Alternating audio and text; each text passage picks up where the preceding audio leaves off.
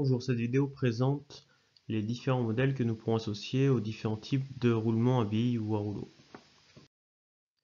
Dans le cas des butées, tout d'abord, nous pourrons donc rencontrer des butées à billes, des butées à aiguilles, donc des rouleaux de faible diamètre par rapport à leur longueur, ou bien des butées par exemple à rouleau conique, donc à contact oblique. Dans tous ces cas, nous pourrons modéliser ces butées par des appuis plans, ou encore des appuis ponctuels. Cela se fera donc, comme expliqué dans la modélisation des contacts,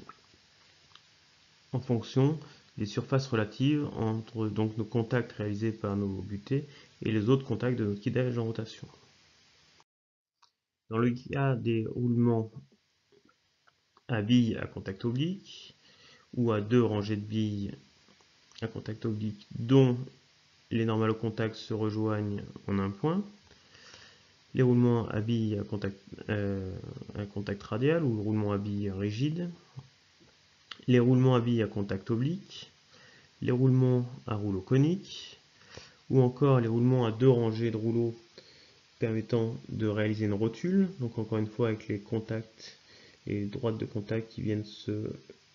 couper en un point unique. On pourra modéliser l'ensemble de ces roulements par des linéaires annulaires. Et donc il faudra prendre en compte ensuite les arrêts des différentes bagues intérieures et extérieures pour savoir si on les modélise par des linéaires annulaires ou par des rotules. Ensuite, dans le cas des roulements à aiguilles, des roulements à rouleau, des roulements à deux rangées de billes à contact oblique mais montés en haut, c'est-à-dire que les droites de contact ne vont pas se retrouver en un seul point mais en deux points sur l'axe de révolution. Les roulements à deux rangées de billes à contact radial, les roulements à deux rangées de rouleaux,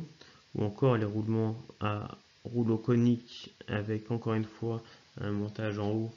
qui va donc augmenter la longueur de guidage. On pourra modéliser ces roulements par des pivots glissants ou bien directement par des pivots si les arrêts en translation des bagues suppriment le degré de liberté en translation.